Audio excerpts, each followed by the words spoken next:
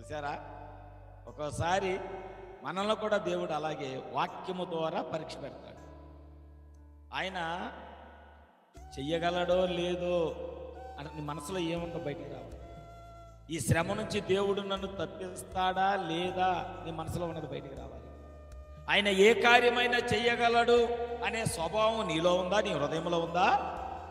లేదా దేవుడు కూడా చేయలేండి, నీ హృదయంలో ఏముంది దాన్ని బయటికి తీయబోతున్నాడు దేవుడు. కానీ నీ ఎడల ఆయన ఎలాంటి గొప్ప కార్యం చేయబోతున్నాడో ఆయనకు ముందుగానే తెలుసు. ఆయన నీ ఎడల ఎలాంటి ఘనమైన కార్యం చేయబోతున్నాడో ఆయనకు ముందే తెలుసు. కానీ నిన్ను పరీక్షించడానికి, నిన్ను పరిశోధించడానికి ఆయన ఏం చేస్తున్నాడంటే క్వశ్చన్ వేస్తున్నాడు, ఎంతమంది జనాలకి ఎలా తీసుకురావాలి? ఏదైనా చేయగలగదా ప్రభువా? ఇది నీ హృదయంలో ఉండాలి.